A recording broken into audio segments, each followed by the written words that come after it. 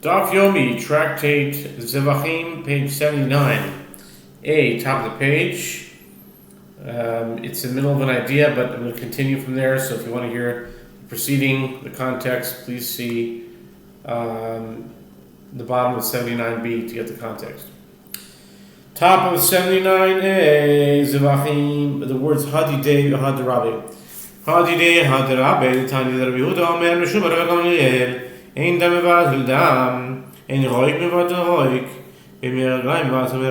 This statement that the water of purification is nullified in the majority of water is his, meaning Rabbi Yehuda's own opinion, whereas that statement in the Braita that white wine is not nullified in a majority of water is his teacher's ruling, meaning that of Rabban Gamliel, who is stringent with regard to a mixture of a substance in contact with the same type of substance.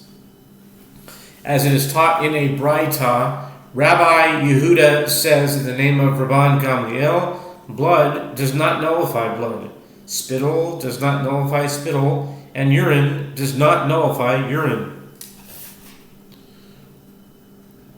Rabba Amar b'dili shebetoch ha'toil v'gam tamei askinan dina sagilu b'chol dehu.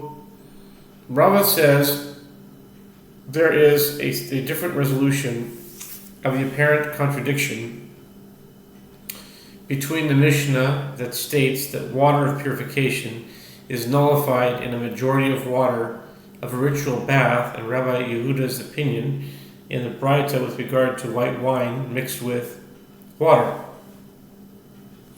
In the Mishnah, we are dealing with a bucket whose internal surface is ritually pure and only its external surface is impure. The significance of this is that by Torah law it suffices for the water of the ritual bath to enter the bucket in any amount to purify its external surface, and therefore the water of purification in the bucket does not prevent the purification of the bucket at all.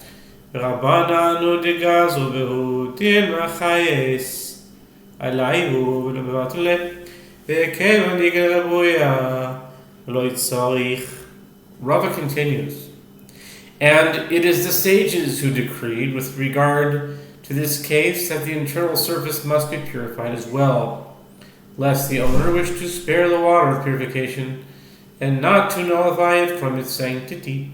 In that case, he would wish to avoid allowing water from the ritual bath to enter the vessel and might immerse it in a manner which would not allow even the full external surface to come in contact with the water.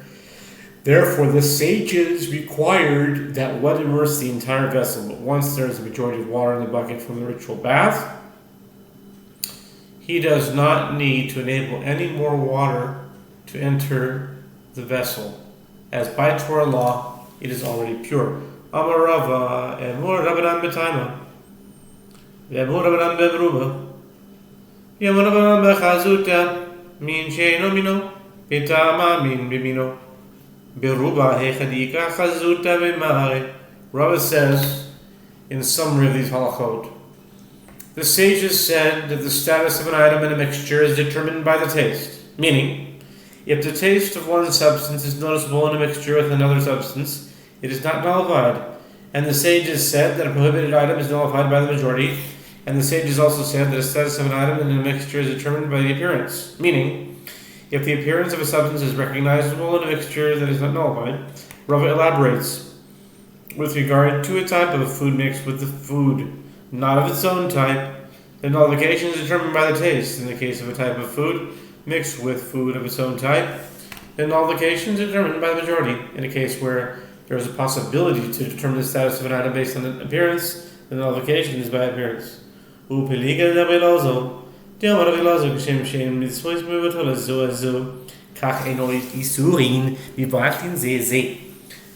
Gemara returns to its discussion of the opinion of Reish Lakish that prohibited items such as pigul, notar, and ritually impure meat nullify one another.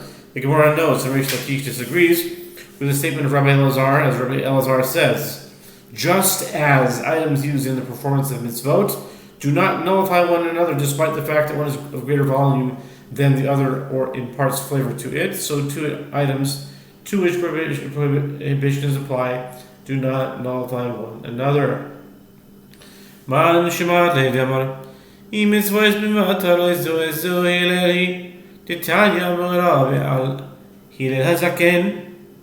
Shaya Kochan b'vasachas v'echla mishum shenemar. Al mitzvahs, al matzos, mo'orin yochlu. The Gemara adds, whom did you hear says that items used in the performance of mitzvot do not nullify one another? It is Hillel, as it is taught in Braita. They said about Hillel the elder, that when eating the Paschal offering, matzah and bitter herbs, on the first night of Passover, he would wrap them all at once and eat them together, because it is stated with regard to the Paschal offering, they shall eat it with matzot and bitter herbs, Numbers 9:11, which indicates that these three foods should be eaten together. Hillel was not concerned about the taste of the bitter herbs. That they would nullify the taste of the matzah. And now we turn to 79b, Ayin Testament base, top of the page, the words Tanu Rabbanan. Tanu Rabbanan, Charsan Shel Zav Zava, Pam Rishon V'Sheni Tami, Shlishi Toil. The Gemara continues its discussion of cases involving a mixture of one substance in contact with the same type of substance, in which, according to the opinion of Rabbi Yehuda in the Mishnah, the prohibited substance is not nullified. The sages taught a Braita, Tosefta, or Taharot, Tosefta and Taharot 5.3. In a case where a broken earthenware flask had absorbed the urine of a Zav or Zava. How did that happen? Okay, whatever. Whose urine is a primary source of ritual impurity, which imparts impurity to one who carries it. In such a case, if one poured water into this flask to clean it, after the first time, and the second time one washed it, it remains ritually impure. But after the third time, it is pure, as the impure urine has been expelled from the flask. So you got to wash it 3 times, and that 3 times is a charm. Okay? Yeah, I was going to say it again. במדרום המורים שנעשו נצח המים, אבל לא נעשו נצח המים אפילו עשירי תמה. רבי אליעזר בן יעקב אומר, שלישי אף על פי שלא נשן לסוך המים תור. מה דשמאס לדאמר, מין במין לא בטל, רבי יהודה. The Braita continues, in what case is this statement said? It is said when one placed water into the flask, but if he did not place water into it, but instead placed the urine of a ritually pure person into it, even after the 10th time he places this urine into the flask, it remains ritually impure. As one substance in contact with the same type of substance is not nullified. Rabbi Eliezer ben Yaakov says, after the 3rd time, even though he did not place water into it, but rather urine, is ritually pure. The Gemara comments, whom did you hear says that a substance in contact with the same type of substance is not nullified? Rabbi Yehuda, and therefore he is the first Tana of this Braita. Pishtan shetavasoi nidom misitoi toil v'im hoyolach misitoi tomei mishum mashke piyo. Rabbi Yehuda omer af arodvo b'mayim tamei mishum mashke piya afilu tuva. Okay. Take a second here. Let's see if there's any fleeksters, the flugelhorns.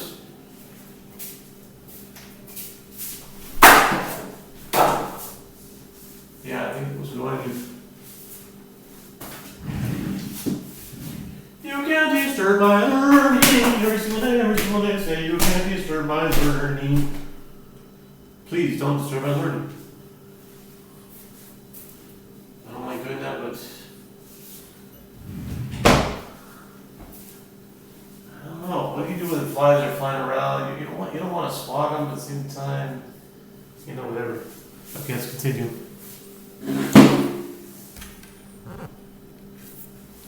Ureminu, Pishtin Javasini, the Messiah Toil.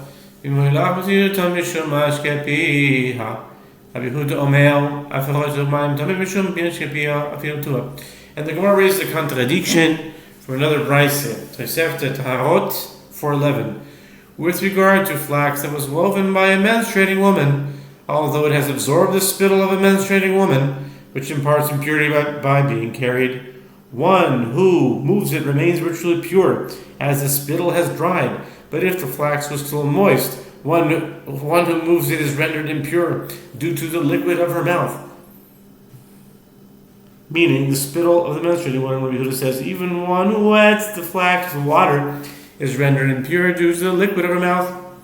And this halacha applies even if you wet the flax a great deal, several times, as the water does not nullify and expel the spittle. This apparently contradicts Rabbi Yehuda's claim with regard to the broken flask that it was washed with water 3 times.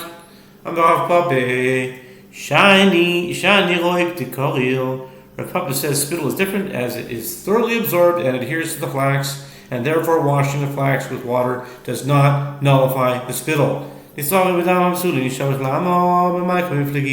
Mishnah teaches if blood fit for presentation was mixed with the blood of unfit offerings, the entire mixture shall be poured into the temple courtyard drain, and similarly if blood fit for the presentation became fixed with blood of exudate, it shall be poured into the drain. Whereas Rabbi Eliezer deems the mixture fit for presentation. The Gemara asks, with regard to what principle do the first Tana and Rabbi Eliezer disagree? Amar Rav Zvid, b'goizrin gezerah b'mikdash kamiflegi, t'maasam goizrin, m'asam eloi goizrin, or in brackets it says ein goizrin. Rav Zvid says they disagree with regard to the question of whether the sages issue a rabbinic decree of this kind with regard to the temple. As one sage, the first Tana holds that the sages issue a rabbinic decree with regard to the temple, and therefore one may not present this mixture of blood. Thus one present a mixture that contains the majority of blood of unfit offerings, or blood of exudate. And one sage, Rabbi Eliezer holds that the sages do not issue a rabbinic decree with regard to the temple, and consequently this mixture of blood is fit for presentation. Rav Papa says that there is a different explanation for the dispute. Everyone agrees that the sages issue a rabbinic decree with regard to the temple, and therefore in a case where blood fit for presentation was mixed with the blood of unfit offerings, Rabbi Eliezer agrees that it should be poured into the temple courtyard drain. And he deems the blood permitted only if it was mixed with the blood of exudate.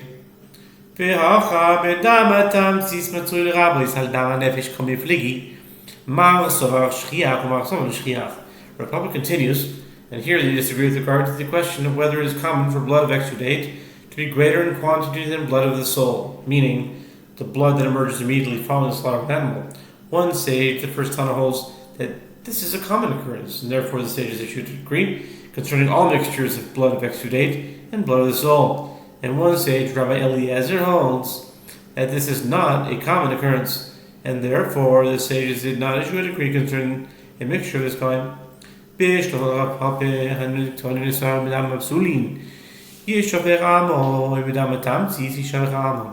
Gemara comments, granted according to the opinion of Rav Papa, that Rabbi Eliezer's lenient ruling applies only to a mixture with blood of exudate, but that he concedes to the first Tana that if blood fit for presentation was mixed with the blood of unfit offerings, it is poured down the temple courtyard drain. This explanation is consistent with that which the Mishnah teaches. If blood fit for presentation was mixed with the blood of unfit offerings, it shall be poured into the temple courtyard drain. If blood fit for presentation was mixed with the blood of exudate, it shall be poured into the drain. In other words, the fact that the Mishnah separates these two cases into different clauses makes sense, as Rabbi Eliezer's ruling applies only to one case. El Razvid le orvinu velisninu velisninu kasha. But according to the interpretation of Razvid, Rabbi Eliezer disagrees with regard to both cases. Let the Mishnah combine them and teach them together as follows. If blood fit for presentation was mixed with the blood of unfit offerings or with blood of exudate, the entire mixture shall be poured into the drain running through the temple courtyard. And Rabbi Eliezer deems the mixtures fit for presentation. The Gemara concludes, indeed, the wording of the Mishnah poses a difficulty to the explanation of Rav Zvid. And that concludes the Talmud for that portion, for that Mishnah, and now a new Mishnah. Dam tamimin medam ba'ale mumin yishafech le'amo. Kois bekois Rabbi Eliezer omer im krav kos echad yikru kol hakoisos v'chachomim ha'imrim afilu kol v'kulan chutz me'echad mehem yishafech le'amo. The Mishnah says, if the blood of unblemished offerings was mixed with the blood of if the blood of unblemished offerings was mixed with the blood of blemished animals, unfit for sacrifice, the entire mixture shall be poured into the temple courtyard drain. This is the halacha when the fit and unfit blood were mixed in one vessel. By contrast, if a cup of the blood of a blemished offering was intermingled with cups of blood fit for offering, and it is unclear which blood is in the cup. Rabbi Eliezer says, although it is prohibited to present all the blood due to the uncertainty, if it happened that a priest already sacrificed, meaning presented one cup, the blood in all the other cups shall be sacrificed, as the blood that was presented is assumed to have come from the unfit cup in the mixture. And the rabbis say, even if the blood in all the cups was sacrificed except for one of them, the remaining blood shall be poured into the temple courtyard drain. Hanitonin limata shenis arevu benitonin lemalo. Rabbi Eliezer omer yitel lemala beroe ani et atachtoinim מלמעלן כאילו הם מים ויחזור וייתן למטה וחכמים אומרים ישופך לעמו ואם לא נמלח ונוסן פושל. With regard to blood that is to be placed below the red line, circumscribing the altar, for example, blood of a burnt offering, a guilt offering, or a peace offering, that was mixed with blood that is to be placed above the red line, for example, blood of a sin offering. Okay, Rabbi Eliezer says the priest shall initially place the blood of the mixture above the red line for the sake of the sin offering. And I view the blood that was to be placed below, that was in fact placed above, as though it is water. And the priest shall again place blood from the mixture below. And the rabbis say it shall all be poured into the temple courtyard drain. Even according to the rabbis, if the priest did not consult the authorities and place the blood above the red line, the offering is fit, and he should then place the remaining blood below the red line.